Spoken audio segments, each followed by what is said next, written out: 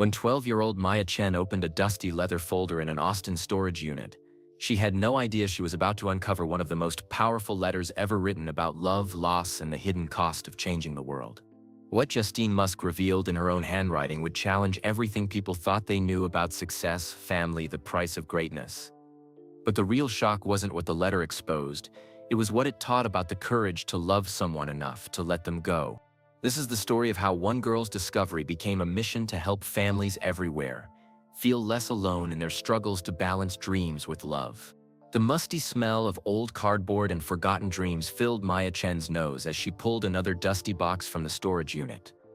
It was Saturday morning in Austin, Texas, and instead of sleeping in like most 12-year-olds, she was helping her mom clean out storage unit for. "Mom, why did we buy all this stuff again?" Maya asked, wiping sweat from her forehead.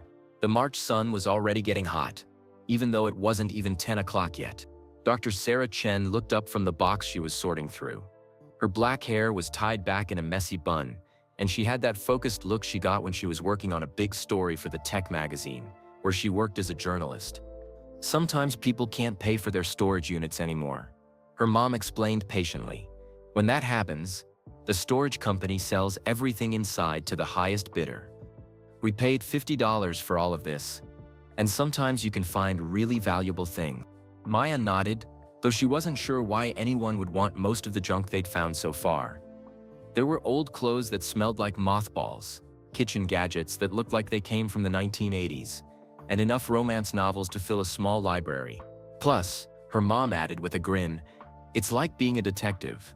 You never know what stories these things might tell us about the people who owned them." That made more sense to Maya. She loved mysteries and puzzles, which is probably why she enjoyed helping her mom research articles about technology companies and the people who ran them. Maya dragged another box toward the truck. This one was heavier than the others, and made a different sound when she set it down. Not the soft thud of clothes or books, but something more solid. "This one feels different," she called to her mom. "Let's take a look," Dr. Chen said, walking over with a box cutter. When they opened it, Maya saw why it was so heavy. Instead of random household items, this box contained neat stacks of papers, file folders, and what looked like important documents. Everything was organized and carefully packed, as if someone had taken great care to preserve it all. "Interesting," her mom murmured, picking up a folder. "These look like business documents. Financial records, maybe some legal papers." Maya reached for a small leather folder that had caught her eye.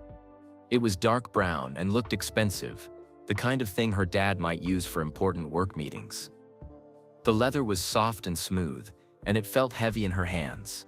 "Mom, look at this," she said, carefully opening the folder. Inside was a single sheet of cream-colored paper.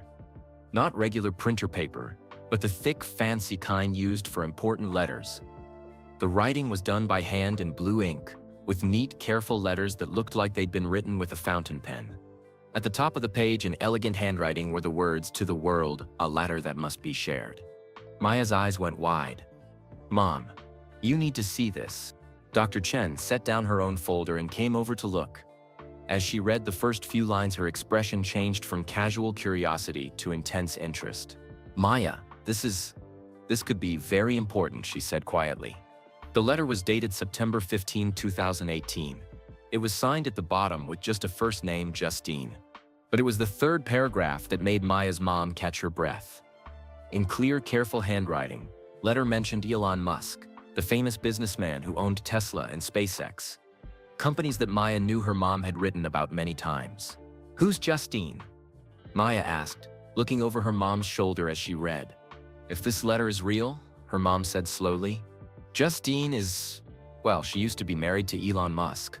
A long time ago, before he became as famous as he is now." Maya felt a little thrill run down her spine. This was like finding treasure, or discovering a secret that had been hidden for years. "What does it say?" she asked eagerly. Her mom was quiet for a moment, reading more carefully. The letter was longer than Maya had first thought. The handwriting was small and neat, filling both sides of the paper completely. "It talks about, well, it's very personal," Dr. Chen said carefully. "It mentions things about their marriage, about their children, about what it was like being married to someone who was trying to change the world." "Is it mean?" Maya asked. She'd read enough online to know that sometimes when people got divorced, they said terrible things about each other. No, her mom said, sounding surprised. It's not mean at all. It's sad, but not angry. It sounds like someone trying to tell the truth about something very difficult. Maya looked at the other papers in the box.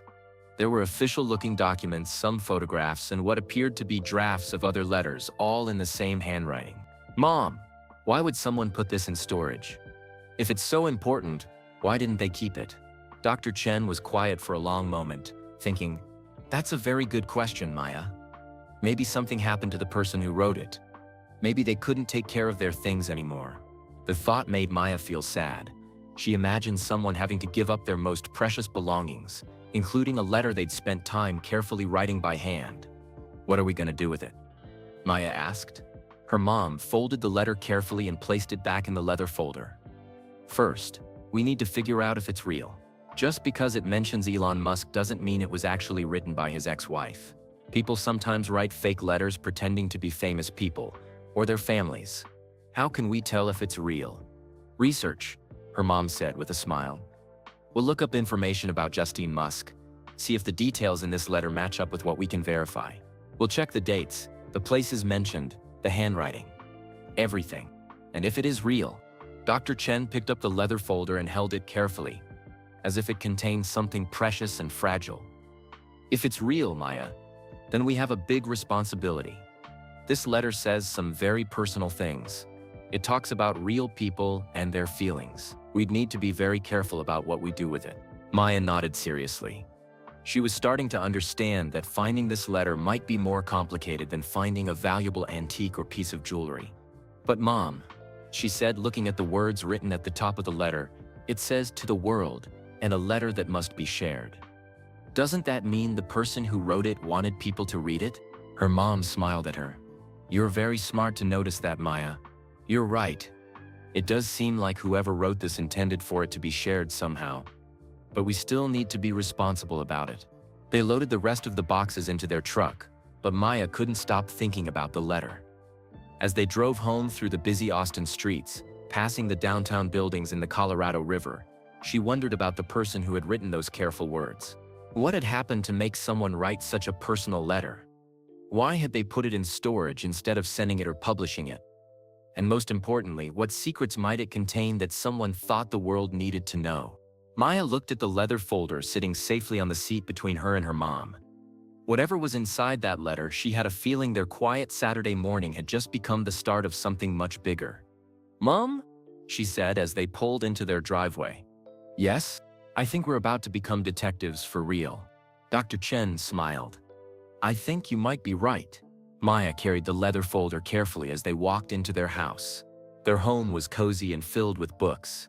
Her mom's office took up most of the living room, with 2 large computer monitors, stacks of tech magazines, and a whiteboard covered in notes about whatever story she was working on. Okay, Detective Maya, her mom said, settling into her desk chair and powering up her computer. Let's start our investigation. What do we know so far? Maya sat cross-legged on the floor next to her mom's chair, the leather folder in her lap. We know the letter is dated September 2018. It's signed by someone named Justine, and it mentions Elon Musk. Good start. What else? Maya thought for a moment. The paper is fancy, and the handwriting looks like someone took their time. Oh, and it says it's supposed to be shared with the world. Excellent observations, Dr. Chen said, typing into her computer. Now let's see what we can learn about Elon Musk. The first search result made Maya sit up straighter. There on the screen was a photo of a woman with long, dark hair and kind eyes. The caption read, Elon Musk, née Wilson, Canadian author and first wife of Elon Musk. So she's real, Maya said softly. Very real, her mom confirmed, clicking through more search results. Justine Wilson was born in Canada in 1972. She's a writer. She's published several books. Maya watched as her mom pulled up more information. It says here that she and Elon Musk got married in January 2000. That's a long time ago, Maya said. I wasn't even born yet. Neither were their children, Dr. Chen said, scrolling down the page. Let's see. They had their first son, Nevada, in 2002, but he died when he was only 10 weeks old. Maya felt her heart sink. She couldn't imagine anything sadder than losing a baby brother. That's so sad, Mom. It is. But look, they didn't give up. In 2004, they had twin boys, Griffin and Xavier. Then in 2006, they had triplet boys, Damien, Saxon, and Kai. Maya tried to picture it. 5 little boys? That must have been crazy. I bet it was, her mom said with a small smile. But look at this, it says Justine and Elon divorced in 2008. The boys would have been pretty young then. Maya did the math in her head. The twins would have been about 4, and the triplets would have been only 2. That's right, divorce is always hard. But it must have been especially difficult with 5 small children involved. Dr. Chen clicked on another article. This is interesting, Maya. After the divorce, Justine wrote some articles and blog posts about what it was like being married to Elon. She was very honest about how hard it was. What did she say? Her mom scrolled through an old article. She wrote about feeling like she lost herself in the marriage. She said Elon was incredibly focused on his work, building companies, trying to change the world, and sometimes that meant he didn't have much time or energy left for his family. Maya frowned. That doesn't sound very fair. Relationships are complicated, her mom said gently. It sounds like they both tried their best, but they wanted different things. Justine wanted a partner who was more present at home. Elon was driven to build Tesla and SpaceX, which meant working all the time. What about their kids? They worked out a custody arrangement. The boys live with both parents at different times. From what I can find online, both Elon and Justine love their children very much and try to do what's best for them. Maya looked down at the leather folder. So if this letter really is from Justine, why would she write it in 2018? That's 10 years after their divorce. Dr. Chen leaned back in her chair thinking, that's a very good question. Let's see what was happening in 2018 that might have made her want to write something like this. She typed Elon Musk 2018 into the search bar. The results filled the screen with headlines about Tesla, SpaceX, and something called taking Tesla private. 2018 was a very difficult year for Elon, her mom explained. Tesla was having trouble making enough cars. The company was losing money, and there was a lot of pressure from investors. Elon was working incredibly long hours and sleeping at the factory. That sounds stressful. It was. There were also some personal things happening. Elon started dating a musician named Grimes, and there was a lot of media attention about his personal life. Maya thought about this. So maybe Justine saw all the news about how stressed Elon was, and it made her remember what their marriage was like. That's possible, her mom said. Or maybe something else was happening in her own life that made her want to write down her thoughts. They spent the next hour reading everything they could find about Justine Musk. Maya learned that she had continued writing books after her divorce, that she was active on social media for a while, and that she seemed to care a lot about women's rights and helping other people tell their stories. Mom, look at this, Maya said, pointing to an old blog post on the screen. This is from 2017. And Justine wrote about how hard it is for the families of really successful people. She said that everyone sees the success, but they don't see the cost. Dr. Chen read the blog post carefully. She makes a good point. When we read about successful business people or celebrities, we usually only hear about their achievements. We don't think about what their spouses and children might be going through. Like missing family dinners because of work meetings? Exactly. Or moving to different cities for business opportunities, or dealing with media attention, or just feeling like work is more important than family time. Maya was quiet for a moment, thinking about her own family. Her mom worked hard as a journalist, but she always made time for Maya. They had dinner together most nights, and her mom never missed her school events. Mom, do you think the letter we found says things like this? I don't know, Dr. Chen said honestly. We've only read the first few lines. But based on what we've learned about Justine, I think it might be her way of telling the truth about what it was really like. Maya looked at the screen, which now showed a more recent photo of Justine from 2017. She looked older than in the earlier pictures, and Maya thought she seemed tired. Mom, I can't find any information about Justine after 2018. No new blog posts, no interviews, nothing. Dr. Chen frowned and did her own search. You're right. It's like she stopped writing publicly around the same time this letter was dated. That's weird, isn't it? It could be, her mom said slowly. Or it could mean she decided to focus on her private life instead of sharing things online. Some people get tired of being in the public eye. Maya picked up the leather folder again and looked at the careful handwriting visible through the paper. But if she wanted privacy, why would she write a letter to the world? Another excellent question. Detective Maya. Her mom pulled up one more search, this time looking for any news about Justine Musk from 2018 or later. The results were mostly old articles or mentions of her in stories about Elon. I'm not finding anything recent, Dr. Chen said. No interviews, no new book announcements, no social media posts. So either she really did decide to stay private or something happened that prevented her from continuing her public writing. Her mom finished quietly. Maya felt a chill run down her spine. She looked at the letter again, thinking about the careful handwriting and the expensive paper. Someone had taken time to write this letter properly, as if it was very important to them. Mom, what if Justine couldn't finish whatever she was trying to do? What if she had to put this letter in storage because something happened to her? Dr. Chen was quiet for a long moment. Maya, that's possible. And if that's true, then finding this letter might be even more important than we thought. Maya opened the leather folder and looked at the first few lines of the letter again. The handwriting was so neat and careful, like someone who really wanted to make sure their words would be understood. There's something else, Mom, she said, turning the folder so her mom could see. Look at the margin. There in tiny handwriting was a phone number with a Los Angeles area code. Dr. Chen leaned closer to look. I didn't notice that before. Should we call it? Her mom looked at Maya, then at the phone number, then back at Maya. That's a big decision. If we call that number, we're definitely getting involved in something that might be very personal and complicated. Maya thought about Justine Musk. Somewhere out there, maybe hoping that someone would find her letter and understand what she was trying to say. She thought about the 5 boys who had lost their parents' marriage, and about Elon Musk working so hard that he slept at his factory. Mom, what if she needs help? Dr. Chen smiled at her daughter. You have a good heart, Maya. Okay, let's call the number, but we'll be very careful about what we say. Maya felt her stomach flutter with nervous excitement.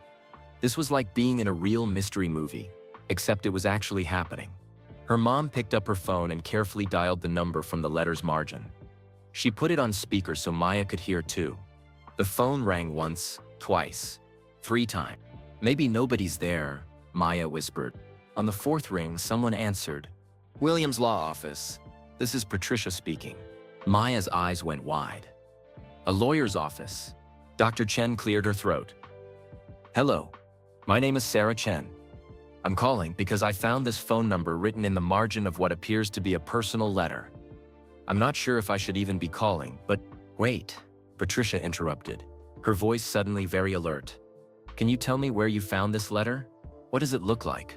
Maya looked at her mom, who seemed surprised by the urgent tone in Patricia's voice. We found it in a storage unit we purchased at auction here in Austin, Texas. Dr. Chen said carefully. The letter is handwritten on cream-colored paper in a brown leather folder. It's dated September 2018 and signed just. There was a long silence on the other end of the phone. Oh my goodness, Patricia finally said, and Maya could hear her voice shake a little. I've been waiting for someone to call this number for almost 7 years. Maya grabbed her mom's arm, her heart beating fast. I'm sorry, Dr. Chen said, but who exactly are you? And how do you know about this letter? My name is Patricia Williams. I'm an attorney here in Los Angeles. Justine Musk was one of my clients. Patricia paused, and Maya heard papers rustling in the background. She asked me to help her with some personal matters a few years ago. That letter you found, she wrote it in my office. Maya felt goosebumps on her arms. This was really happening. Can you tell us more about that? Dr. Chen asked gently. Patricia was quiet for a moment. Before I say anything else, I need to know, are you reporters? Are you planning to publish this letter or sell it to the media? I am a journalist, Dr. Chen said honestly. But I'm not calling as a reporter. My 12-year-old daughter found the letter and we just want to understand what we should do with it. We're not trying to hurt anyone or make money from it. Your daughter found it? Patricia sounded surprised. I'm right here, Maya said, leaning closer to the phone. Hi, Miss Williams. Well, hello there, Patricia said, and her voice became warmer. What's your name, honey? Maya Chen. Maya? can you tell me something?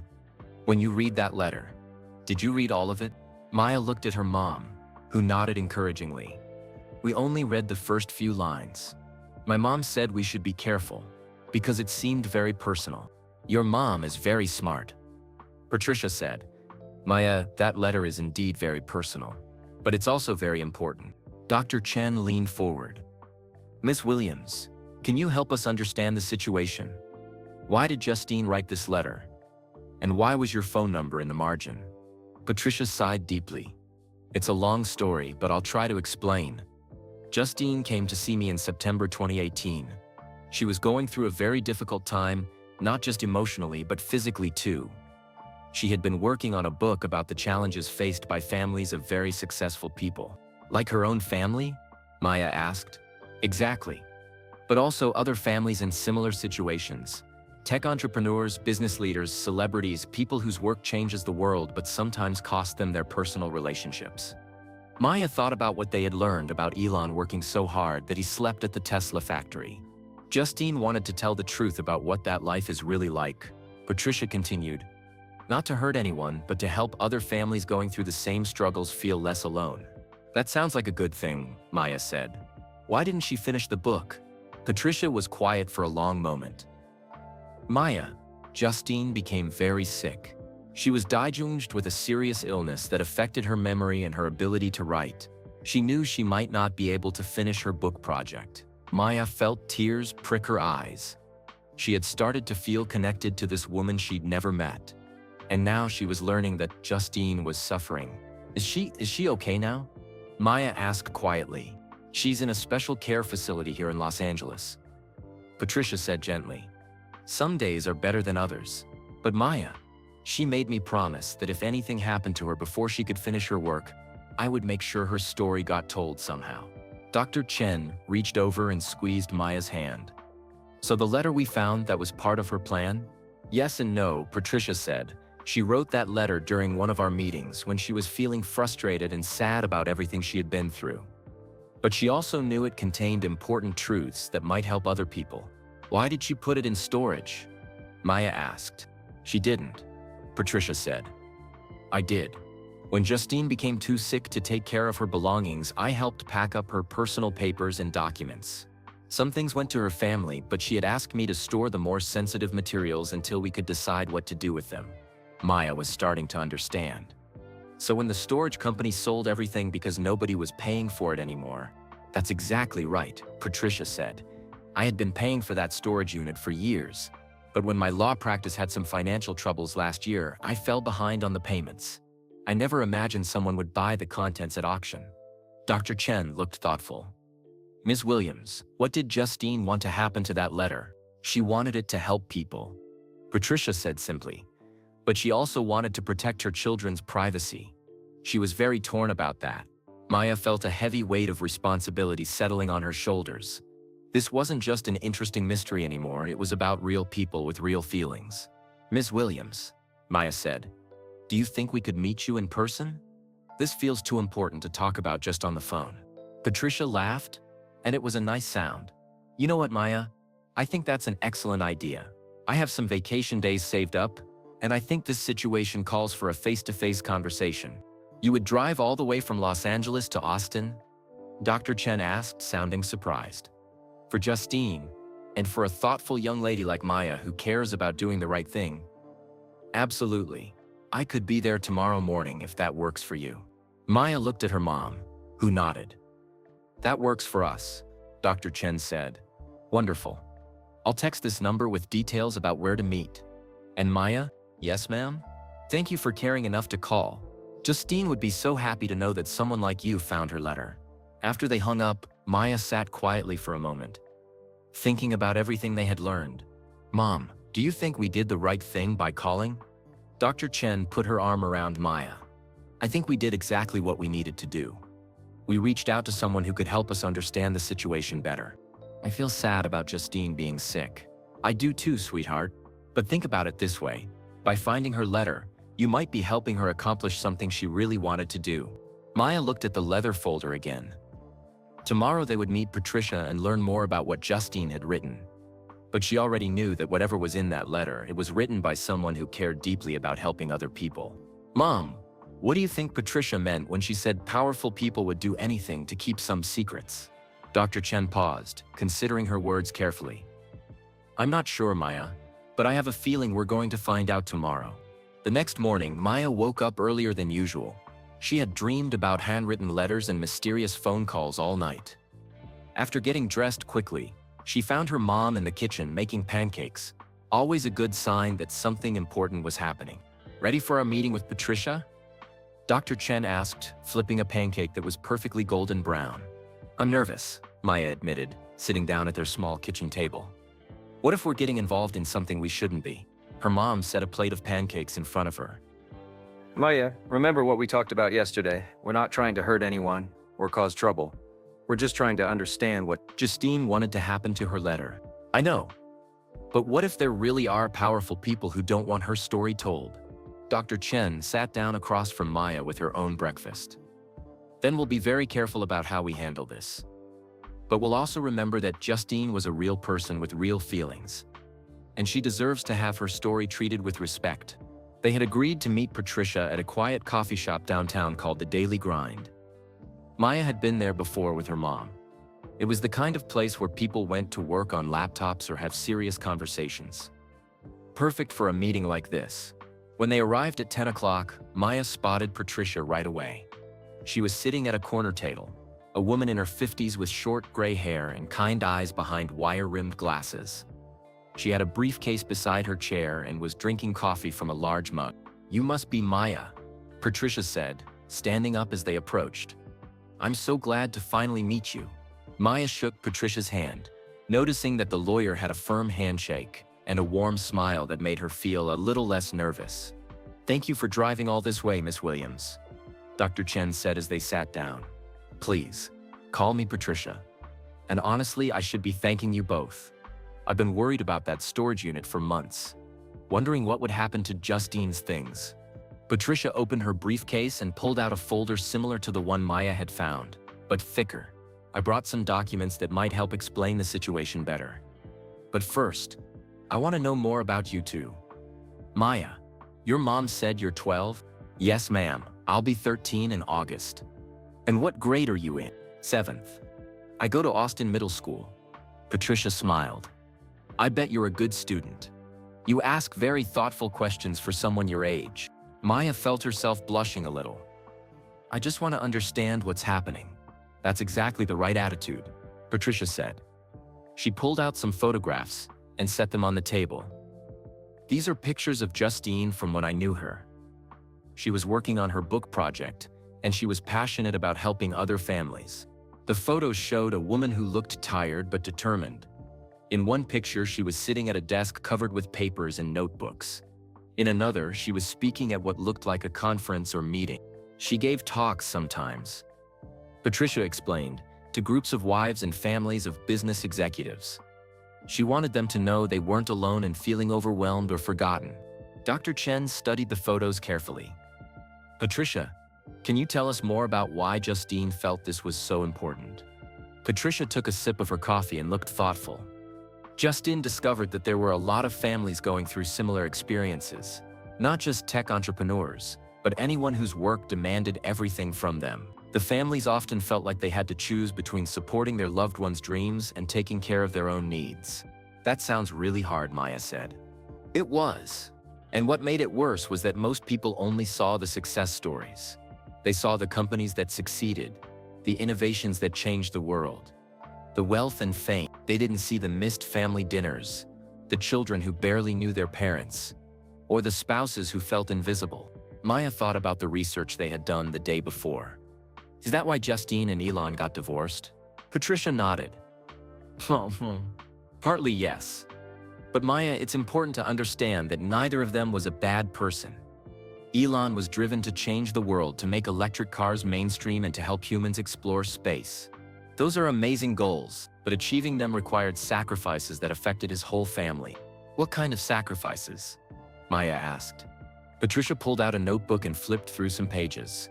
Justine wrote about missing family vacations because of important business meetings. She wrote about Elon working 18-hour days and sleeping at the office. She wrote about feeling like she was raising 5 boys mostly by herself, even though she was married. Dr. Chen leaned forward. But there must have been good times too. Oh, absolutely, Patricia said, her face brightening. Justine also wrote about how proud she was of Elon's achievements. She wrote about family moments that were wonderful, building rockets with the boys in the backyard, talking about big ideas and dreams. She loved Elon's vision for the future. So why did she want to write about the hard parts? Maya asked. Patricia closed the notebook and looked directly at Maya. Because she realized that other families were going through the same struggles, but everyone was pretending everything was perfect. She wanted to give people permission to admit that success sometimes comes with a cost. Maya felt like she was starting to understand. So the letter we found, is it about that? In part, yes, but it's also more personal than that. Patricia paused and looked at both Maya and Dr. Chen carefully. Before I tell you more, I need to ask you something important. If I share what's really in that letter, will you promise to think very carefully about what to do with that information? Maya looked at her mom, who nodded. We promise, Maya said. Patricia opened her briefcase again and pulled out what looked like a copy of the letter Maya had found. I made a copy of the original before Justine put it in storage. She wanted me to have one, just in case. What does it say? Maya asked, her voice barely above a whisper. The letter talks about all the things I mentioned, the challenges of being married to someone trying to change the world.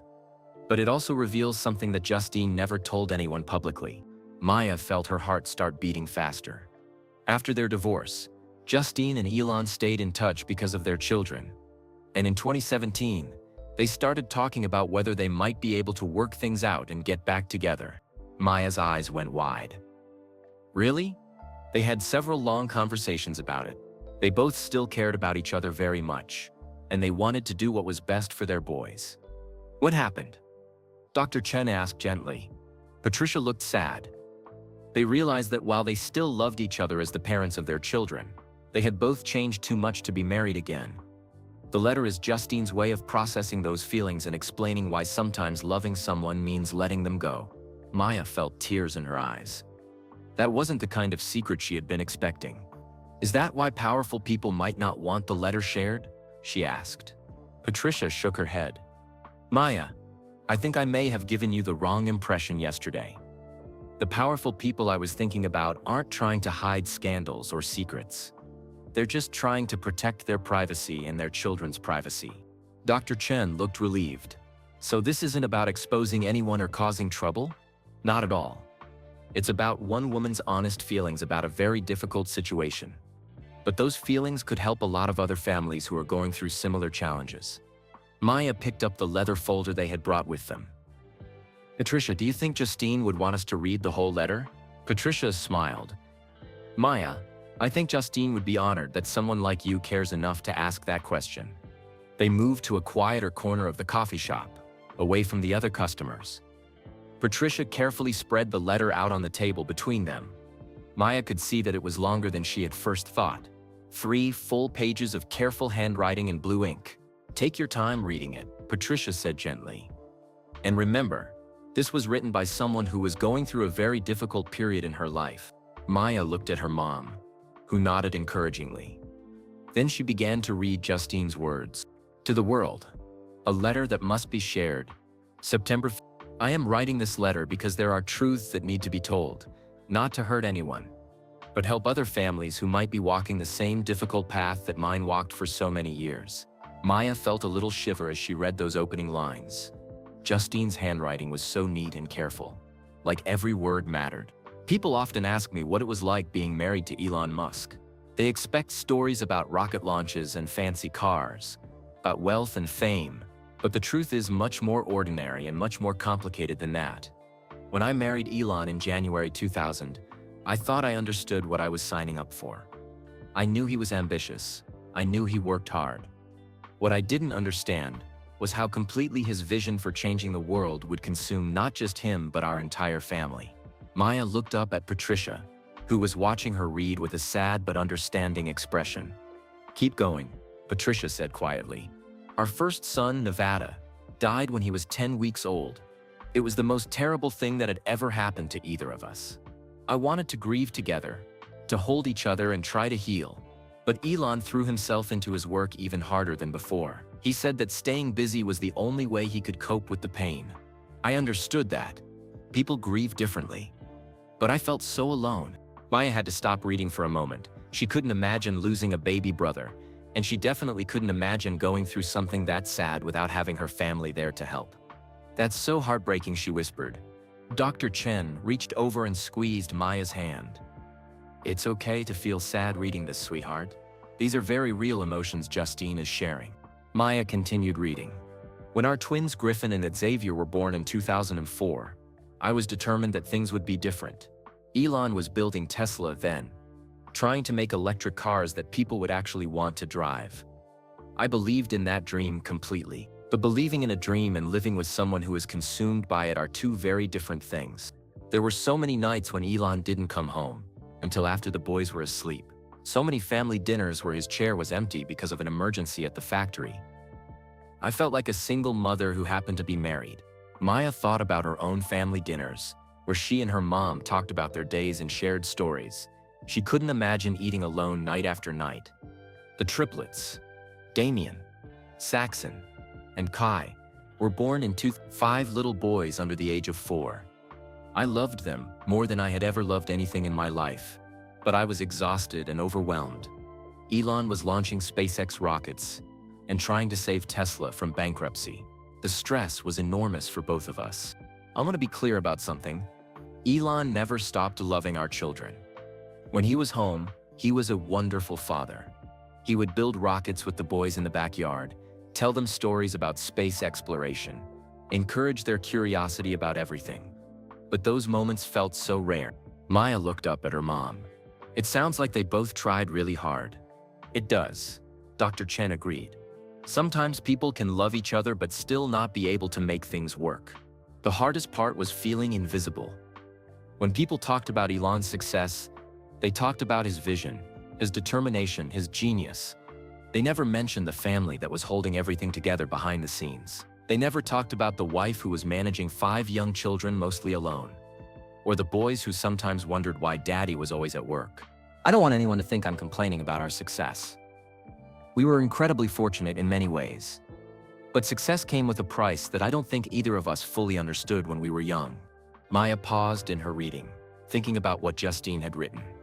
She was starting to understand why this letter might help other families. It was honest about how hard things could be, even when everything looked perfect from the outside. By 2008, we both knew that our marriage wasn't working anymore. The divorce was painful, but it wasn't angry. We both wanted what was best for our children. We worked out a custody arrangement that would let the boys spend time with both of us. After the divorce, I thought that chapter of my life was over. Elon continued building his companies, and I focused on writing and raising our sons. We were polite to each other at school events and birthday parties, but we didn't really talk about anything important. Maya turned the page and saw that the handwriting looked a little different. Maybe Justine had written this part at a different time. But in 2017, something unexpected happened. Elon reached out to me, not about the boys, but about us. He said he had been thinking about our marriage and wondering if we had given up too easily. Maya's eyes widened. This was what Patricia had mentioned, the secret that Justine had never told anyone. We met for coffee several times that fall. It felt strange and familiar at the same time. We talked about the mistakes we had both made, about how we had both changed, about whether there might be a way to try again. For a few months, I let myself hope that maybe we could be a family again. The boys were older now. Griffin and Xavier were 13, and the triplets were 11. Maybe this time we could balance Elon's work with our family life. We spent Christmas together in 2017. It was wonderful and terrible at the same time. Wonderful because I remembered why I had fallen in love with Elon in the first place. Terrible because I realized that the same things that had pulled us apart were still there. Elon was still working 18-hour days. Tesla was still struggling. SpaceX was planning missions to Mars. His dreams hadn't gotten smaller, if anything they had gotten bigger. Maya looked up at Patricia, who was watching her carefully. "What happened next?" Maya asked. "Keep reading," Patricia said softly. She explains it better than I could. In February 2018, I realized that trying to get back together would be unfair to everyone. To Elon, to me, and especially to our children. We had both grown and changed in the 10 years since our divorce. The people we had become were not the same people who had gotten married in 2000. I still love Elon, but I love him as the father of my children and as someone who is trying to make the world better. I'm not in love with him anymore, and I don't think he's in love with me either. We were both holding on to a memory of what we used to be. The hardest conversation I've ever had was telling Elon that I didn't think we should try again. He was sad but not surprised. I think he had come to the same conclusion. Maya felt tears in her eyes. This wasn't the kind of secret she had been expecting at all. It was much sadder and much more beautiful than anything scandalous. I'm writing this letter because I want other families to know that it's okay to admit when something isn't working, even when you love each other. It's okay to choose different paths, even when those paths are lonely sometimes. Most importantly, I want our children to know someday that their father and I tried our best to give them a stable, loving family. We just had to learn that love sometimes means letting go. Maya finished reading and looked up at Patricia and her mom through blurry eyes. That's not what I thought it would be at all, she said quietly. What did you think it would be? Patricia asked gently. I don't know. Something angry or mean, or some big secret that would hurt people. But this is just sad and honest and kind of beautiful. Dr. Chen wiped her own eyes. It really is, Maya. Justine sounds like a very wise and caring person. Patricia nodded. That's exactly who she was. And Maya, there's one more thing I need to tell you about this letter. What? Read the very last paragraph. Maya looked down at the final lines of the letter. If someone is reading this letter, it means that something has happened to prevent me from sharing this story myself. I hope whoever finds these words will understand that they were written with love, not anger. And I hope they will find a way to help other families know that they are not alone in their struggles. With hope for healing, Maya looked up at Patricia with wide eyes. She knew something might happen to her. Patricia's expression grew very serious. Maya, that's what I need to tell you next. Maya felt her stomach tighten. She had been so moved by Justine's beautiful, sad letter that she had almost forgotten there was more to the story. What do you mean? Maya asked quietly. Patricia looked around the coffee shop to make sure no one was listening, then leaned closer to Maya and her mom. When Justine wrote that letter, she had just been diagnosed with early-onset Alzheimer's disease. Maya felt like all the air had been sucked out of her lungs. Alzheimer's? But she was so young. She was only 46. Patricia said sadly. Most people don't get Alzheimer's until they're much older, but sometimes it happens to younger people too. The doctors said it was a rare genetic form of the disease. Dr. Chen reached over and took Maya's hand. Maya was glad for the comfort because she felt like she might cry. Is that why she wrote in the letter that something might happen to her? Maya asked. Exactly, Patricia said. Alzheimer's affects memory and thinking. Justine knew that eventually she might not be able to remember things clearly or write down her thoughts. She wanted to get her story written while she still could. Maya thought about the careful handwriting in the letter. How neat and precise every word had been. Justine must have worked very hard to make sure her message was perfect. Where is she now? Dr. Chen asked gently. She's in a memory care facility in Los Angeles called Sunset Gardens. It's a very nice place that specializes in helping people with Alzheimer's and other memory diseases. Maya had visited her great-grandmother in a nursing home before she died, so she knew what those places were like. They tried to make them cheerful and comfortable, but it was still sad to think of someone having to live there because they couldn't take care of themselves anymore. Does she remember things? Maya asked hesitantly. Patricia's smile was sad but warm. Some days are better than others. She still remembers her children most of the time, and she remembers writing, which makes her happy, but she doesn't always remember recent things. And sometimes she gets confused about where she is or what year it is. That must be so scary for her, Maya said, tears starting to form in her eyes. It can be, Patricia agreed. But the staff at Sunset Gardens is wonderful, and her family visits regularly. And Maya, here's something beautiful. She still loves to write, even when she can't remember what she wrote the day before. Maya wiped her eyes with her napkin. Is that why this letter is so important? Because she might not be able to write things like this anymore. That's part of it, Patricia said. But there's something else. Justine specifically asked me to make sure that if her letter was ever found, it should be used to help other families going through similar struggles. Dr. Chen leaned forward. What did she have in mind? Patricia opened her briefcase again and pulled out a folder full of papers. Before her memory started getting worse, Justine had been researching other families in the tech industry who were dealing with similar pressures. She found dozens of stories: wives who felt invisible, children who barely knew their successful parents, families that looked perfect on the outside but were struggling on the inside. Maya looked through some of the papers Patricia had spread on the table. There were printed emails, interview notes, and articles about various business leaders and their families. She wanted to write a book about all of this. Maya asked, "Yes, but not to embarrass anyone or reveal private secrets." She wanted to help families know they weren't alone, and maybe help successful people understand the cost of their ambitions on the people they love. Maya thought about this. So the letter we found, that was like the first chapter of her book. More like the introduction, Patricia said. It was her way of explaining why the topic was important to her personally. Dr. Chen picked up one of the research papers. Patricia, did Justine ever finish any other parts of the book? A few chapters, but as her memory got worse, it became harder for her to organize her thoughts and stay focused on the project. That's when she decided to write the letter. She wanted to make sure at least her own story got told, even if she couldn't finish the bigger book. Maya felt a heavy weight of responsibility settling on her shoulders again. So when she wrote that she hoped someone would help other families, she meant exactly what you're thinking, Maya. She hoped that someone would find her letter and continue the work she had started. Maya looked at her mom, who was reading through some of Justine's research notes, with the focused expression she got when she was working on an important story. "Mom, these are really sad," Dr. Chen said quietly, looking up from the papers. "Listen to this. It's an email from the wife of a tech CEO. My husband works 16-hour days and hasn't been to one of our daughter's soccer games in 3 years. When people congratulate me on our family's success, I want to scream that I feel like a single mother who just happens to live in a big house." Maya felt her heart hurt for that unknown woman and her daughter. "There's more like that?" Maya asked. Patricia nodded.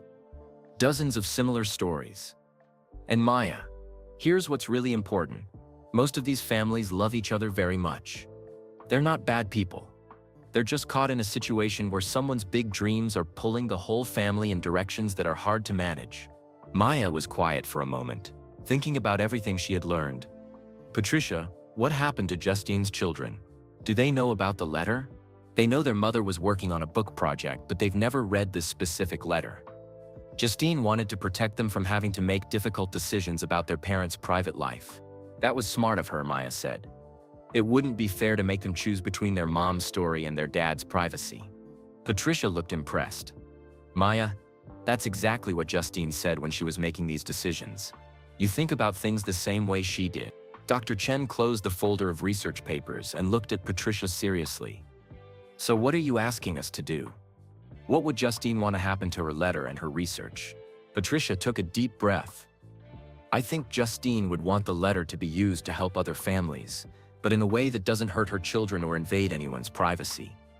She cared more about the message than about getting credit for it." Maya looked at the leather folder that contained Justine's letter, then at all the research papers spread across the table. "There are so many families going through this," she said quietly. "There are," Patricia agreed, "and most of them think they're the only ones." Maya felt something click into place in her mind. What if we could help them know they're not alone, without sharing anyone's private details? Dr. Chen smiled at her daughter. "What are you thinking, Maya?" "I don't know exactly yet," Maya said. "But I know that Justine wrote that letter because she wanted to help people. And I think maybe that's what we should try to do too." Patricia reached across the table and squeezed Maya's hand. "Maya, I think Justine would be very proud of you." Maya looked at the letter one more time, thinking about the woman who had written it so carefully, knowing her memory was starting to fade. Justine had used what time she had left to try to help others. "Patricia," Maya said, "I want to meet Justine." Patricia's eyebrows rose in surprise. "Maya, that's a wonderful thought, but I need to explain something important. Justine's condition has gotten worse since she wrote that letter. She might not remember our conversation from one day to the next. and meeting new people can sometimes be confusing for her. Maya felt her heart sink a little, but she wasn't ready to give up. I understand that she's sick. But Patricia, what if she has good days? What if there's a chance she could understand that someone found her letter and wants to help? Dr. Chen looked thoughtful. Maya, why is meeting Justine so important to you? Maya tried to put her feelings into words. Because she wrote that letter hoping someone would find it and continue her work. If I'm going to help other families like she wanted, I think I should meet the person who started it all. Even if she can't remember me tomorrow, maybe for just a few minutes she could know that her letter mattered. Patricia was quiet for a moment, staring down at her coffee cup. When she looked up, there were tears in her eyes. Maya, that might be one of the kindest things anyone has ever said about Justine. Patricia wiped her eyes with her napkin. You know what? Let me call the care facility and see if we can arrange a visit. Sometimes Justine has good days when she's more alert and able to have conversations. Really? Maya felt a spark of hope. Really? But I have to warn you, Alzheimer's is unpredictable. She might not understand who we are or why we're there. She might think it's a different year or that she's somewhere else entirely. Are you prepared for that? Maya looked at her mom, who nodded encouragingly. I think so. My great-grandmother had dementia before she died, so I know it can be confusing and sad. But I still loved visiting her, even when she didn't remember my name. Patricia smiled. You're a remarkable young lady, Maya. Okay, let me make some phone calls. But while I'm doing that, I want to explain something else about why this letter and Justine's work is so important right now.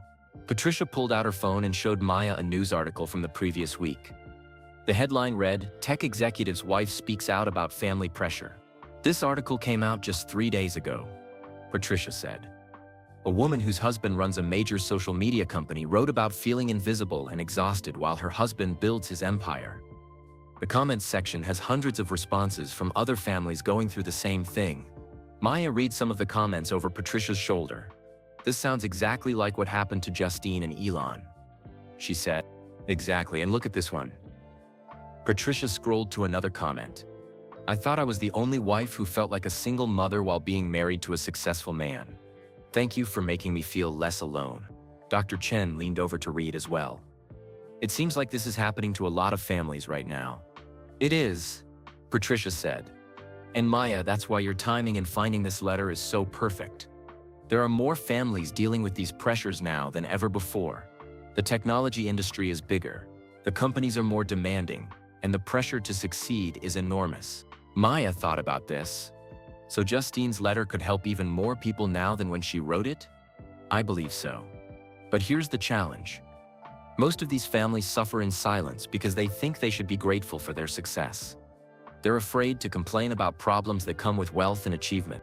Patricia showed them another article on her phone. This piece is about the children of tech entrepreneurs. It talks about kids who barely know their parents, who feel pressure to be perfect because their family is in the spotlight, and who sometimes struggle with feeling like their parents' work is more important than they are. Maya felt a pang of sadness thinking about Justine's 5 boys. Is that what happened to Justine's children? To some extent, yes. But Maya, here's what gives me hope. Those boys turned out to be wonderful young men, even though their parents' marriage didn't work out. They're smart, kind, and they have a good relationship with both Justine and Elon. How do you know? Maya asked. Patricia smiled. Because I've met them. When Justine first got sick, they came to some of our meetings to help make decisions about her care. They're protective of both their parents' privacy, but they also understood why their mother wanted to help other families. Dr. Chen looked interested. Do they know about the letter? They know she was working on writing projects, but they've never read this specific letter. Justine was very careful about that. She didn't want to put them in a position where they had to choose sides or make difficult decisions about family privacy. Maya admired that. She was trying to protect them even while she was sick. That's exactly right, and Maya, that's another reason why I think meeting you would mean so much to her. You understand the importance of protecting people while still trying to help them. Patricia's phone buzzed with a text message. She looked at it and smiled. That's from the care facility. Justine had a good morning today. She was alert and even wrote in her journal for a while. They think a visit this afternoon might work well. Maya felt her heart start beating faster. Today? We could meet her today? If you're ready for it. But Maya, I want you to understand something important. Even on her good days, Justine gets tired easily, and too much excitement or too many new people can be overwhelming. We'd need to keep the visit short and calm. I understand, Maya said. I just want her to know that someone found her letter and that it's going to help people. Dr. Chen looked at her watch. Patricia, we could drive to Los Angeles this afternoon if you think it's a good idea. Actually, Patricia said, I have a better suggestion. There's a small airport about an hour from here that has flights to Los Angeles. We could be there by evening, visit Justine tomorrow morning when she's usually at her best, and fly back tomorrow afternoon. Maya looked at her mom hopefully. Could we do that? Dr. Chen smiled. For something this important? Absolutely. Patricia started gathering up the papers and documents. Then let's do it. But Maya, I need you to promise me something. What? Promise me that you'll understand if Justine can't have the conversation you're hoping for.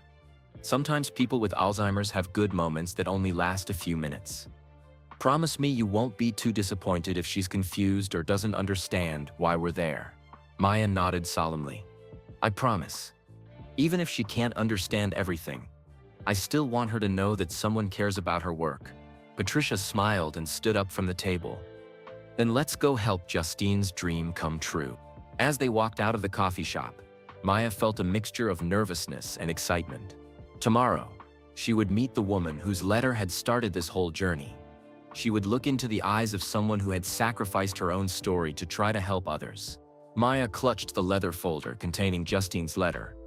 Whatever happened tomorrow, she was determined to let Justine know that her words had found their way to someone who would make sure they mattered. Mom, Maya said as they walked to the car, what if this visit changes everything? Dr. Chen put her arm around Maya's shoulders.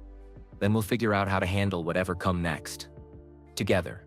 The flight to Los Angeles was Maya's first time on an airplane, and she spent most of the short trip pressed against the window watching the landscape change from the green hills of Texas to the desert of California. But her mind wasn't really on the scenery. She kept thinking about what she would say to Justine. Patricia had booked them rooms at a small hotel near Sunset Gardens Care Facility. After they checked in and had dinner, Maya sat on her bed with the leather folder in her lap, reading Justine's letter one more time. Mom, what if she asks me questions I can't answer? Maya said, looking up from the pages. Dr. Chen was sitting at the small desk in their hotel room, typing notes on her laptop about everything they had learned. What kind of questions are you worried about? What if she wants to know what happened to her book project? Or what if she asks about her children and I don't know what to say? Her mom closed the laptop and came to sit next to Maya on the bed. Sweetheart, Patricia told us that people with Alzheimer's often focus on feelings more than specific facts. If Justine is having a good day tomorrow, she'll probably just want to know that someone cares about her work and her story. Maya nodded, but she still felt nervous. What if she doesn't understand why we're there? Then we'll just be kind to her and maybe read her some of her own letter. Patricia said she still loves hearing people read her writing, even when she doesn't remember writing it herself. There was a soft knock on their door. Maya's mom opened it to find Patricia standing in the hallway, looking tired but determined. I just got off the phone with the nursing staff at Sunset Gardens, Patricia said, coming into the room. They said Justine had a very good day today. She was alert, she participated in an art therapy session, and she even talked about her writing with one of the staff members. Maya felt a flutter of hope. So tomorrow might be a good day too. There's no way to know for sure, Patricia said gently. But the signs are encouraging. I also talked to Dr. Martinez, who's been Justine's doctor for the past 2 years. He said she often has her best moments in the morning, usually between 9 and 11 o'clock. Dr. Chen looked at the schedule Patricia had written down. So we should plan to visit around 10? That's what I'm thinking. But girls, I need to prepare you for something else. Dr. Martinez told me that Justine's condition has progressed quite a bit since I last saw her 6 months ago. She might not recognize me right away, and she definitely won't know who you are. Maya felt her stomach sink a little. Will she be scared of us? Probably not scared, Patricia said, sitting down in the chair by the window. But she might be confused about why strangers are visiting her. That's why I think our approach should be very simple and gentle. What do you mean? Maya asked. Patricia pulled out a small notebook and showed Maya what she had written. I think we should start by telling her that we're friends of hers who care about her writing. Then, if she seems comfortable, we can tell her about finding her letter. Maya read over Patricia's notes. Should I bring the actual letter with me? I think so. Sometimes seeing their own handwriting helps people with Alzheimer's remember things more clearly. Dr. Chen looked thoughtful. Patricia, what's our backup plan if Justine is having a difficult day tomorrow? Then we'll keep the visit very short. We'll just tell her she's a wonderful writer and that her work has helped people. Even if she doesn't understand the specifics, hearing that she made a difference might make her happy. Maya lay back on the hotel bed, staring up at the ceiling. I keep thinking about what she wrote in the letter, about hoping that someone would find her words and help other families. What about it? Her mom asked. She trusted that someday, somehow, the right person would find her letter and know what to do with it. That's a lot of faith to have in strangers. Patricia smiled. Maya, that's exactly the kind of person Justine was. She always believed in the goodness of people, even when her own life was difficult. Maya sat up and looked at both adults seriously. I've been thinking about what we should do after we visit Justine tomorrow. What do you mean? Dr. Chen asked. I mean, what are we going to do with her letter and her research? How are we actually going to help the families she wanted to help? Patricia and Dr. Chen exchanged a look that Maya couldn't quite read. Maya, her mom said carefully, that's a big responsibility. Are you sure you're ready to take that on? I don't know if I'm ready, Maya said honestly. But I know it's important, and I know that Justine can't do it herself anymore. Patricia leaned forward in her chair. What are you thinking specifically? Maya had been working on this idea during the airplane ride. What if we wrote something that shared Justine's message without sharing all the private details? Like, what if we told her story in a way that helped other families but protected everyone's privacy? That's a really thoughtful idea, Dr. Chen said. How would that work? I'm not sure yet, Maya admitted. But maybe we could write about the feelings Justine described. The loneliness, the pressure, the love that's still there even when a family can't stay together without using real names or specific details. Patricia looked impressed. Maya, that sounds very much like what Justine originally wanted to do with her book. Really? Really. She wanted to help families by sharing universal experiences, not by gossiping about famous people. Maya felt more confident about her idea. And maybe we could use some of the research she did about other families, but in a way that protects their privacy too. Dr. Chen smiled at her daughter. You're thinking like a real journalist, Maya. The best stories help people understand important issues without hurting anyone. But here's my question, Maya said, looking at both adults. If we decide to do this, should we wait to see what Justine thinks about it? What if she doesn't approve? Patricia was quiet for a long moment. Maya, that's probably the most important question you could ask. And honestly, I don't know what the right answer is. What do you mean? I mean, the Justine who wrote that letter would probably love your idea. But the Justine we might meet tomorrow might not be able to understand what we're asking her. So how do we honor her wishes when we can't be sure what those wishes are now? Maya felt the weight of that question. Maybe we should just focus on tomorrow's visit first. After we meet her, we might have a better sense of what feels right. Dr. Chen hugged Maya. I think that's very wise. Let's take this one step at a time. Patricia stood up and stretched. On that note, I think we should all get some sleep. Tomorrow is going to be an important day, regardless of how the visit goes. After Patricia left, Maya and her mom got ready for bed. As Maya brushed her teeth, she looked at herself in the hotel bathroom mirror and wondered if she would look different tomorrow night if meeting Justine would change her somehow. Mom, she called out, are you nervous about tomorrow? A little, Dr. Chen called back. Are you? Yeah, but also excited. I feel like tomorrow we're gonna learn something important. About what? Maya thought about it as she climbed into her hotel bed. About what it means to keep a promise to someone, even when they can't remember making you promise. Her mom smiled from the other bed. I think you're right, sweetheart. Good night. Good night, Mom. As Maya drifted off to sleep, she held the leather folder close to her chest, imagining the moment when she would get to tell Justine that her words had found someone who cared. Maya woke up the next morning feeling like butterflies were having a dance party in her stomach. She had dreamed about meeting Justine all night. And now the moment was finally here. Sunset Gardens was not what Maya had expected. Instead of looking like a sad gray hospital, it looked more like a fancy hotel with beautiful gardens and bright windows everywhere. The lobby had comfortable chairs, paintings on the walls, and even a piano where an elderly man was playing soft music. "This is much nicer than I thought it would be," Maya whispered to her mom as they waited for Patricia to check them in at the front desk. "Places like this have gotten much better at making people feel at home," Dr. Chen said. "They understand that people with memory problems need to feel safe and comfortable." Patricia walked back over to them with a woman in blue scrubs who had a kind face and gentle eyes. "Maya and Dr. Chen, this is Angela, Justine's favorite nurse. She's going to take us to see her." Angela smiled warmly at Maya. "You must be the young lady who found Justine's letter. She's going to be so happy to meet you. How is she today?" Maya asked, clutching the leather folder tightly. "She's having a wonderful morning," Angela said as they walked down a hallway decorated with colorful artwork. "She ate all her breakfast. She's been asking about her writing, and she even recognized her son Xavier when he called this morning." Maya felt a spark of hope. "So she's remembering things clearly today?" Angela's expression became more serious. "Some things, yes. But Maya, I want you to be prepared, even on her good days. Justine lives mostly in the past. She might think it's 2010, or she might not understand that you're a new person she's never met before." They stopped in front of a door with a nameplate that read Justine Wilson Musk. Maya's heart started beating faster. "Before we go in," Patricia said quietly, "remember what we talked about. Keep things simple, speak slowly and clearly, and don't worry if she seems confused." Angela knocked gently on the door. "Justine, you have some visitors who'd like to meet you." "Come in," called a voice from inside.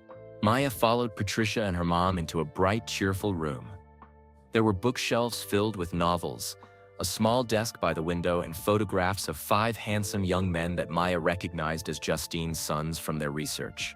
And there, sitting in a comfortable chair by the window with a notebook in her lap, was Justine. Maya had seen photos of her online, but seeing her in person was different. She was smaller than Maya had imagined, with silver-streaked hair pulled back in a simple ponytail. She was wearing a soft blue sweater and had a pen in her hand, as if she had been writing when they arrived. "Hello," Justine said, looking up at them with curious but friendly eyes. "Are you friends of mine? I'm sorry, but I don't remember meeting you before." Patricia sat down in the chair across from Justine. "Hello, Justine. My name is Patricia. I'm a friend of yours, and I brought some people who wanted to meet you because they think you're a wonderful writer." Justine's face lit up. "Oh, how nice. I do love to write. I was just working on something this morning, actually." She held up her notebook. "Though I'm not sure I remember what I was writing about." Maya stepped forward, feeling nervous but determined. "Hi, Mrs. Musk. My name is Maya. I found something you wrote, and I wanted to tell you how beautiful it was." Justine looked at Maya with interest. "You found something I wrote? How exciting! What was it?" Maya opened the leather folder and carefully pulled out the letter. "It was this letter. You wrote it by hand, on very nice paper." Justine took the letter and looked at it closely. "Oh my," she said softly. "This is my handwriting. It looks important. I used my good fountain pen." She looked up at Maya. "Where did you find this, dear?" "In a storage unit in Austin, Texas," Maya said gently. "I was helping my mom clean it out, and we found your letter in a leather folder just like this one." Justine began reading the first few lines of the letter, moving her lips slightly as she read. Maya watched her face carefully, wondering if she would remember writing it. This is about being married to someone very ambitious," Justine said slowly. She looked up at Patricia with confusion. "Was I married to someone ambitious?" Maya felt her heart break a little. Justine didn't remember Elon. Patricia leaned forward. "Yes, Justine, you were married to a man who built rocket ships and electric cars. You had 5 wonderful sons together." "5 sons," Justine said, her face brightening. "That sounds like a lot of work." She looked over at the photographs on her dresser. "Are those my boys?" "Yes," Maya said softly. "Those are your sons. They're all grown up now, and they love you very much." Justine looked back at the letter in her hands. "This writing, it talks about feeling lonely and overwhelmed. That sounds very sad. It is sad in some parts, Maya agreed. But it's also beautiful, because it shows how much you love your family, even when things were difficult. Justine continued reading silently for a few moments. When she looked up again, there were tears in her eyes. Did I really write this? You did, Patricia said gently.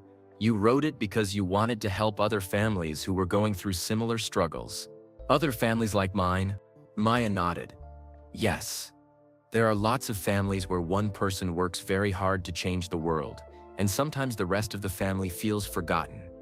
You wanted them to know they weren't alone. Justine was quiet for a moment, still holding the letter. That was very thoughtful of me, she said finally. I hope it helped people. Maya felt tears starting in her own eyes. Mrs. Musk, that's why I wanted to meet you. I want to make sure your letter does help people, just like you wanted.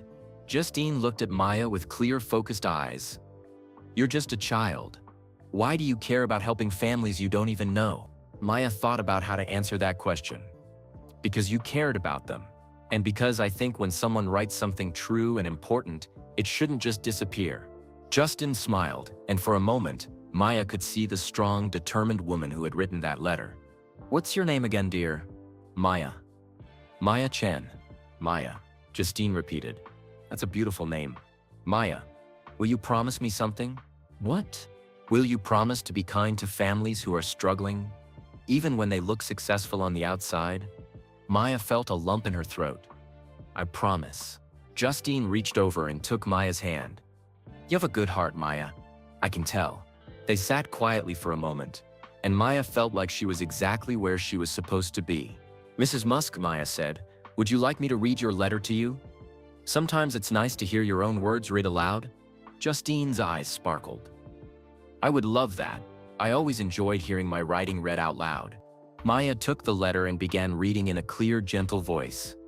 As she read, she watched Justine's face change from confusion to recognition to something that looked like peace. When Maya finished reading, Justine was smiling. That was lovely, dear. Whoever wrote that really understood what it feels like to love someone but not be able to live with them. Maya looked at Patricia, who nodded encouragingly. You wrote it, Mrs. Musk, and it's going to help a lot of people understand those same feelings. Justine looked surprised. I wrote that? Well, I must be a better writer than I thought. Everyone in the room laughed, and Maya felt like her heart might burst with affection for this brave, kind mom. You're an amazing writer, Maya said, and an amazing person. Justine squeezed Maya's hand. Thank you for finding my words, Maya. I have a feeling they were meant to find you. Maya felt warmth spread through her chest at Justine's words. Even though Justine couldn't remember writing the letter, she seemed to understand that something important was happening. Mrs. Musk, Maya said gently, I want to help other families the way you wanted to help them. But I'm not sure how to do it without making anyone feel bad or invading their privacy. Justine tilted her head, looking thoughtful. That's a very grown-up problem for someone your age to be thinking about. Patricia leaned forward. Justine, Maya is 12 years old, but she thinks about things very carefully. She wants to honor your wishes about helping families. 12. Justine repeated, looking at Maya with new interest. When I was 12, I wanted to be a writer too. I used to write stories about brave girls who helped people. She smiled. I suppose some dreams never change. Maya felt a connection to Justine that went beyond their shared love of writing. What kind of stories did you write? Oh, all sorts. Stories about girls who solved mysteries. Stories about families who learned to understand each other better. Stories about people who found ways to help their communities. Justine looked out the window at the garden. I always believed that words could heal things, if you used them the right way. Dr. Chen, who had been quietly listening, spoke up. Justine, Maya has been thinking about how to share your message without sharing private details about real people. Do you think that's possible? Justine was quiet for a moment, still looking out the window. You know, I think the most important stories aren't about specific people anyway. They're about feelings that everyone shares. What do you mean? Maya asked. Justine turned back to face Maya.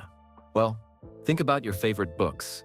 Do you love them because of the exact details of what happened? Or because of how the characters felt and how you felt reading about them? Maya considered this. I guess I love them because of how they make me feel, like I'm not alone with my own feelings. Exactly. Justine's eyes lit up. That's what good writing does. It helps people feel less alone. Maya felt like a light bulb was turning on in her mind. So if I wrote about the feelings you described in your letter, the loneliness, the love, the difficult choices, without using real names or specific details, then you'd be helping people understand they're not alone with those feelings. Justine finished. Just like you wanted to do. Patricia looked amazed. Justine, even with everything that's happened to your memory, you still understand writing and helping people better than most authors I know. Justine laughed. Well, I may not remember what I had for breakfast, but I suppose some things are too important to forget. Maya pulled out a small notebook she had brought with her. Mrs. Musk, would you mind if I wrote while we talked? I want to remember everything you tell me. I'd be honored, Justine said. What would you like to know? Maya thought about all the questions she had been carrying. I want to understand what it felt like to love someone whose dreams were so big that sometimes there wasn't room for anything else. Justine was quiet for a long moment. When she spoke, her voice was soft and thoughtful. It felt like being in love with a shooting star. Beautiful and exciting and impossible to hold on to. Maya wrote that down, struck by how perfectly those words captured the feeling. What else? Justine asked. What would you want to tell other wives and mothers who feel invisible? I would tell them that their feelings are valid, even when their family looks successful to everyone else. I would tell them that it's okay to ask for what they need, and it's okay to make difficult choices if those needs can't be met. Maya kept writing. What about the children? What would you want them to know? Justine looked over at the photographs of her sons. I would want them to know that their parents' problems were never their fault, and that love can exist in many different forms. Sometimes parents love each other but can't live together, and that's okay too. Maya felt tears in her eyes as she wrote. These weren't just wise words, they were words from someone who had lived through real pain and found a way to make sense of it. Mrs. Musk, Maya said, would you help me write something? Not your story specifically, but something that could help families like yours? Justine looked surprised. You want me to help you write something? But dear, I can barely remember what I wrote yesterday. That's okay, Maya said. You don't need to remember yesterday. You just need to help me understand how to write about feelings that matter. Justine smiled. I would love to help you write something, Maya. What did you have in mind? Maya looked at her mom and Patricia, who both nodded encouragingly. What if we wrote a letter together? Not to anyone specific, but to all the families who are struggling with these feelings. A letter that lets them know they're not alone. A letter to families everywhere, Justine said slowly. I like that idea very much. Maya opened to a fresh page in her notebook. How should we start? Justine thought for a moment. How about dear families who are trying to balance big dreams with big love? Maya began writing, and as she did, she felt like she was exactly where she was meant to be, sitting beside a wise woman who understood that the most important thing about any story was how it could help people feel less alone. What comes next? Maya asked. You tell me, dear. What do you think families like that need to hear? Maya thought about everything she had learned over the past few days. I think they need to hear that it's okay to have complicated feelings about success. That you can be proud of someone and still feel lonely sometimes. That's perfect, Justine said. Write that down. As Maya continued writing, with Justine offering gentle suggestions and encouragement, she realized that this was exactly what Justine had wanted all along. Not to expose anyone's private business, but to help people feel understood and less alone. Maya, Justine said after they had been writing for a while, I want to ask you something important. What? Will you promise to keep writing even after you leave here today? Will you promise to keep looking for ways to help people feel less alone? Maya looked into Justine's kind eyes and felt the weight of that promise. I promise. Good, Justine said, patting Maya's hand. I have a feeling you're going to write wonderful things that help lots of people. Maya smiled, feeling more confident about her mission than ever before. Thank you, Mrs. Musk, for everything. That evening, back in their hotel room, Maya sat at the small desk with a blank piece of paper in front of her. The conversation with Justine kept playing in her mind, especially her words about helping people feel less alone. Having trouble getting started? Dr. Chen asked from where she was sitting on the bed, working on her laptop. Not exactly trouble, Maya said. I just want to get it right. This feels really important. What are you planning to write? Maya picked up her pen and then set it down again. Justine asked me to write my own letter to help me understand what I've learned. But I keep thinking about all the families who might read it someday, families like Justine's, but also families like ours, and families who are completely different but still struggle with balancing love and dreams. Her mom saved her work and came to sit in the chair next to Maya. What do you think you've learned? Maya thought about everything that had happened since she'd found that leather folder in the storage unit. I've learned that success isn't always what it looks like from the outside. I've learned that people can love each other deeply, but still not be able to make things work. And I've learned that sometimes the most helpful thing you can do is just let other people know they're not alone with their feelings. Those are pretty wise lessons for someone your age, Dr. Chen said gently. But Mom, how do I write about all of that without making it sound like I know everything about being an adult? I'm only 12. Her mom smiled. Maya, some of the most important truths are simple enough that a 12-year-old can understand them. Maybe that's exactly the perspective people need to hear. Maya picked up her pen again and began to write. Dear families everywhere, my name is Maya Chen, and I'm 12 years old. A few days ago, I found a letter written by a woman named Justine. I didn't know who she was when I found it, but I learned that she used to be married to someone very famous who was trying to change the world. Maya paused, thinking about whether she should mention Elon by name. She decided against it, remembering what Justine had said about the most important stories being about feelings everyone shares. Justine's letter taught me something I had never thought about before. Sometimes when one person in a family has really big dreams that could help the whole world, everyone in that family has to make sacrifices to help those dreams come true. Justine wrote about feeling lonely, even when she was married to someone she loved. She wrote about raising children who sometimes wondered why their dad was always at work. She wrote about being proud of her husband's achievements, but also feeling invisible when people talked about his success. Maya stopped writing and looked at what she had written so far. It felt honest and true, but she wanted to make sure she was being fair to everyone involved. I want to be clear about something. Justine's letter wasn't angry or mean.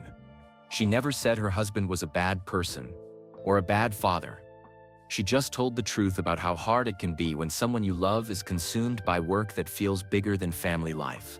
After reading Justine's letter, my mom and I did research and learned that lots of families go through similar struggles. Not just families with famous people, but any family where one person's work demands everything from them.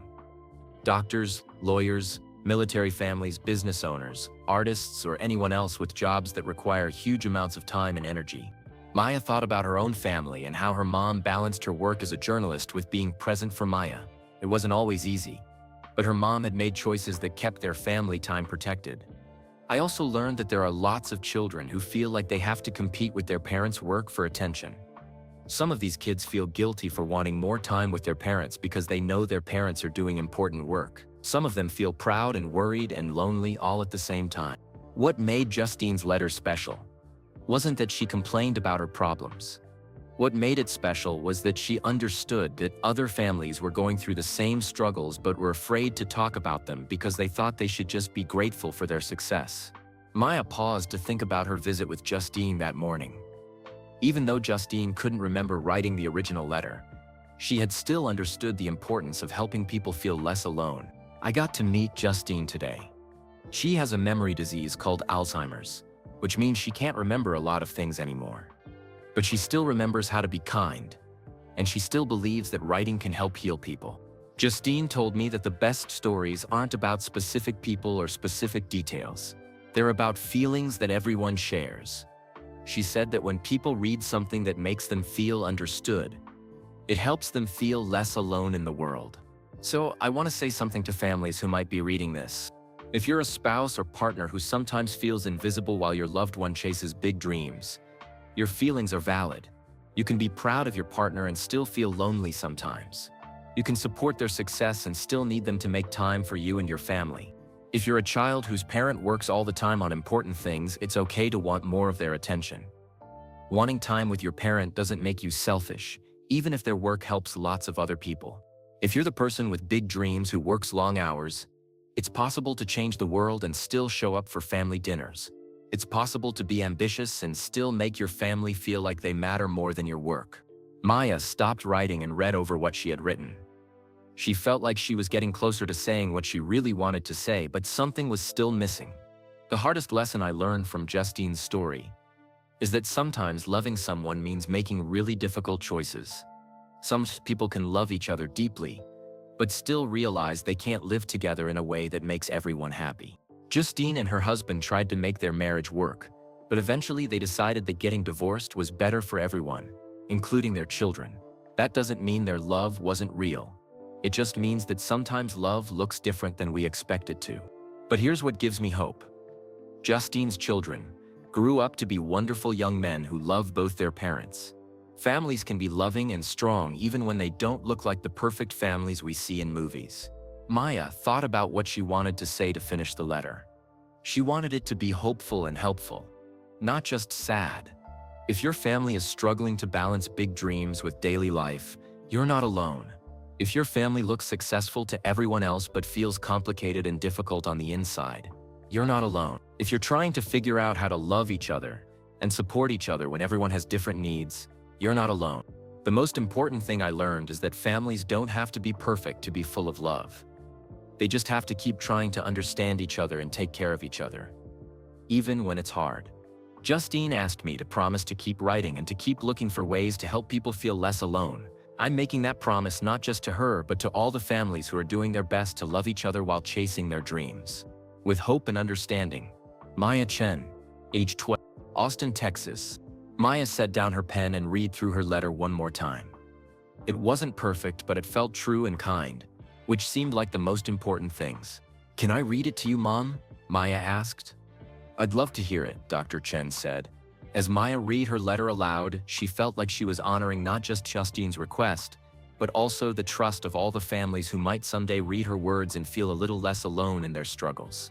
When she finished reading, her mom was smiling with tears in her eyes. Maya, that's beautiful. I think Justine would be very proud of you. Maya carefully folded her letter and put it in the leather folder along with Justine's original letter. Tomorrow they would fly home, but Maya knew that her work was just beginning. 3 weeks later, Maya sat in her mom's home office, surrounded by letters, emails, and printed articles. The leather folder that had started everything was now part of a much larger collection of materials, all organized in neat stacks around the room. Maya, you've gotten another email, Dr. Chen called from the kitchen where she was making their afternoon snack. Maya opened her laptop and smiled when she saw the subject line. Thank you for your letter about families and dreams. Over the past few weeks, Maya and her mom had been carefully sharing Maya's letter with families who might benefit from reading it. They had started small. Dr. Chen had contacted a few support groups for spouses of entrepreneurs and asked if they would be interested in reading something written by a young person who had learned about these challenges. The response had been overwhelming. Mom, this email is from a woman in Seattle whose husband is a tech startup founder. Maya called out. She says reading my letter made her feel like someone finally understood what her family goes through. Dr. Chen came into the office carrying a plate of apple slices and peanut butter. What did she say specifically? Maya read from the email. She wrote, For 3 years, I felt guilty for being lonely, while my husband builds a company that could help millions of people. Your letter helped me realize that I can be proud of his work and still need him to show up for family dinner sometimes. Thank you for giving me permission to have complicated feelings. That's exactly what Justine hoped would happen, Dr. Chen said, settling into her desk chair. People feeling less alone and more understood. Maya had been in touch with Patricia twice since their visit to Los Angeles. Patricia had reported that Justine was having more difficult days, but that she had seemed happy and peaceful after their visit. Most importantly, Patricia had helped Maya figure out how to honor Justine's wishes while protecting everyone's privacy. Have you decided what to do with Justine's original letter? Her mom asked, looking at the leather folder. Maya had been thinking about this question for weeks. I talked to Patricia yesterday, and we came up with a plan. What kind of plan? Patricia is going to put Justine's original letter in a safe deposit box with instructions that it should be given to her sons when they turn 30. By then, they'll be old enough to decide for themselves whether they want to read their mother's private thoughts about their family. Dr. Chen nodded approvingly. That sounds very wise and respectful. But Patricia also helped me create something else, Maya said, opening a new folder on her desk. We worked together to write a general resource guide for families dealing with work-life balance challenges. It uses some of Justine's research, but without any specific names or private details. Maya showed her mom the document they had created. It was called When Big Dreams Meet Family Life, a guide for families navigating success and connection. Patricia found a family counselor who specializes in helping high-achieving families, and she agreed to review our guide to make sure it's helpful and accurate. "Maya, this is really impressive work," her mom said, flipping through the pages. "How did you know how to organize all this information?" "I learned from watching you work on your articles," Maya said. "And Patricia taught me about how to research topics without invading people's privacy."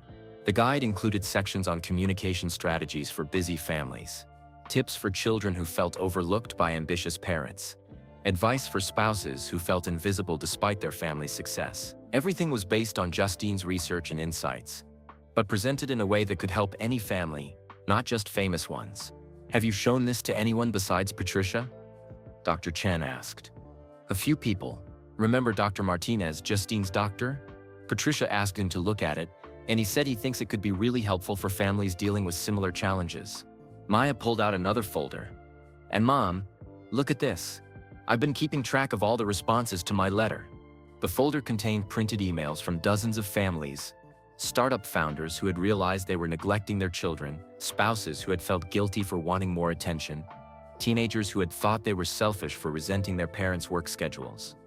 "This one is from a 15-year-old in California," Maya said, pulling out a specific email.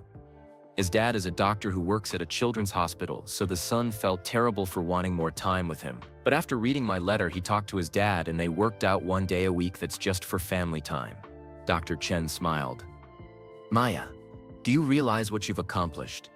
You've taken Justine's personal story and turned it into something that's actually helping families communicate better and solve their problems." Maya felt proud, but also humbled by the responsibility. "I keep thinking about what Justine said, that the best stories help people feel less alone. I think that's what's happening." "What's your plan moving forward?" her mom asked. Maya had been thinking about this a lot. "I want to keep writing letters and articles about family challenges, but not just about work-life balance. There are so many families dealing with different kinds of struggles: divorce, illness, moving to new places, financial problems, all sorts of things. That's a big project for someone your age." "I know, but Mom, I've learned that I'm good at listening to people's stories and helping them feel understood. And I like writing things that help people." Dr. Chen looked at her daughter with obvious pride. "What would you need to make that happen?" Maya had already thought through the practical details. "I'd need help from adults who know more than I do. Counselors, social workers, other writers, and I'd need to keep learning about how to research and write responsibly. I think I know some people who might be willing to help," her mom said with a knowing smile. Maya's laptop chimed with another email. This one was from Patricia. "Maya, I just got off the phone with Sunset Gardens," Maya read aloud. "Justine had a very good day yesterday, and she asked the staff to help her write in her journal. She wrote, 'I met a young writer named Maya, who is going to help families. I can't remember all the details, but I remember feeling proud that someone cares about the work I tried to do. I thought you'd want to know.'" Maya felt tears in her eyes. Even though Justine couldn't remember their meeting clearly, she had remembered the most important part, that someone was continuing her work.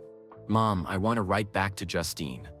Not to ask her anything or tell her anything complicated, just to let her know that families are being helped because of what she started. I think that's a beautiful idea." Maya opened a fresh document on her computer and began typing. "Dear Mrs. Musk, my name is Maya, and I'm the young writer you met a few weeks ago. I wanted you to know that your letter about families and big dreams is helping lots of people feel less alone.